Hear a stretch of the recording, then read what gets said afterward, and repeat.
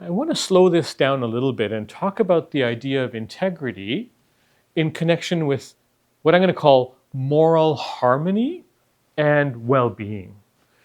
I actually think that one of the reasons that integrity is so important is that it's directly tied to our well being. And in this way, when it's the case that what really matters to us is showing up in our lives, it's actually impact the way we are. It impacts our emotional well-being, it impacts our behavior, a whole bunch of things.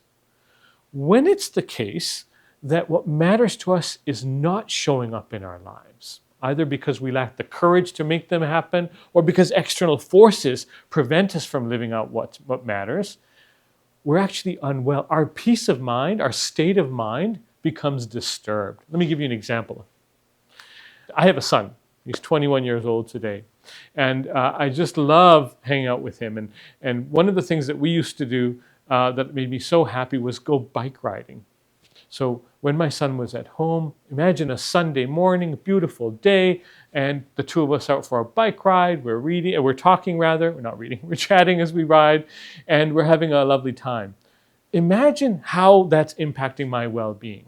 What's important to me is I get to spend time with my son, that we're enjoying fresh air, that we're connecting deeply. I'm feeling pretty good.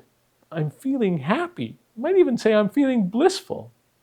I hate this part of the story. Now imagine that for whatever reason, shouldn't be this way, but there is a road that we thought was closed to traffic.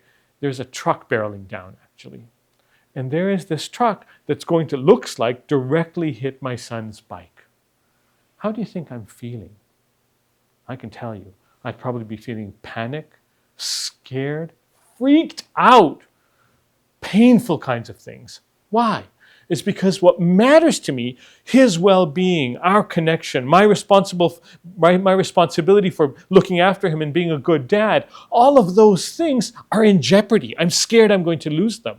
So when I'm scared I'm going to lose something that matters to me, it shows up in my well-being. And in fact, there are 4 specific ways, impacts that we can say compromises to our well-being manifest in ourselves. The first is an emotional one. When it's the case that what matters to us is showing up in our lives, we're feeling pretty good. When it's the case that what matters to us we think is in jeopardy, we're at risk of losing it, or we've already lost it, it's going to show up in feelings of pain, like guilt, powerlessness, anger, frustration, helplessness. These are the feelings commonly associated with the idea of moral distress that we hear about in healthcare. But it's not just at the emotional level. It's going to be at the bodily level, the physical level, that this is going to have an impact as well. I'm going to feel things like heart palpitations maybe, headaches, sleepless nights, things like that. My actual body is going to be impacted when my integrity is compromised, when I'm not able to live my values. It's going to show up in my behavior. I'm going to want to avoid certain types of interactions. I'm not going to leave the house, just want to watch TV all the time. I'm going to, avoid certain people that might cause tension or conflict. So my behavior is impacted when what matters to me is compromised. And one might argue we even have a spiritual impact when our integrity is compromised, that I feel disconnected from the deeper power of life and what it's all about, and things even beyond that. So our integrity matters significantly for our well-being.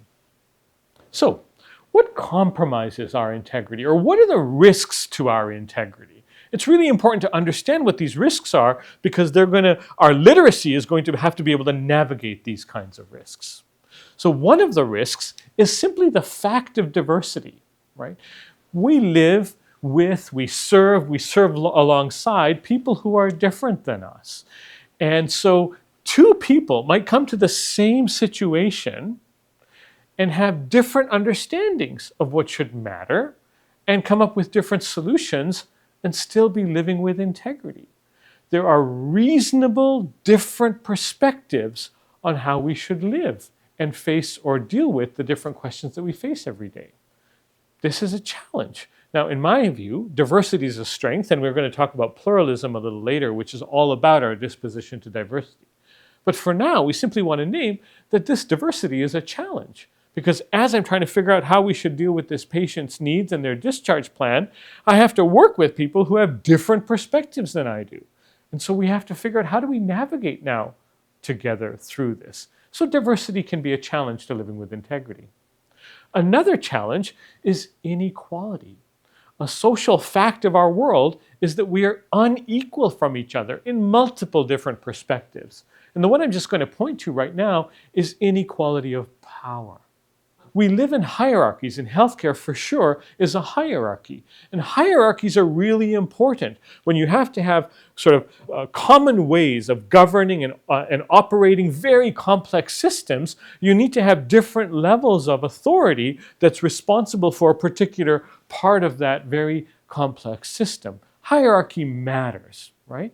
And different people have different levels of experience and expertise that train them to occupy different positions legitimately in hierarchy. But the power you have doesn't always align with your wisdom. Certainly doesn't mean that people who have less power have a less legitimate understanding of what should matter. If I'm a nurse in this situation, looking after a discharge plan for a patient, I'm in a power hierarchy. I have more power in some ways than the patient does, many ways actually, and I may have less power than my physician colleague does. And so I have to navigate, how do I actually work with people who have different power levels than I do to manage when each of us have a different and perhaps equally legitimate understanding of what should matter in the situation? How do we navigate that? So power imbalances, inequalities, can have an impact on our integrity. And then another big challenge for living with integrity is simply the fact that we haven't figured out what should matter in the situation.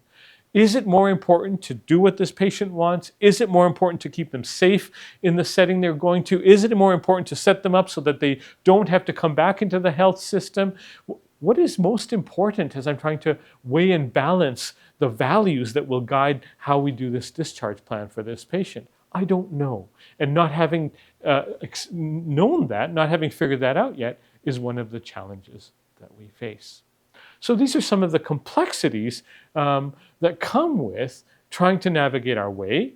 And navigating is really important for the sake of our freedom, so that we can live authentic selves, so we can live with integrity, and really so we can live the best lives possible as we encounter the challenges that we face.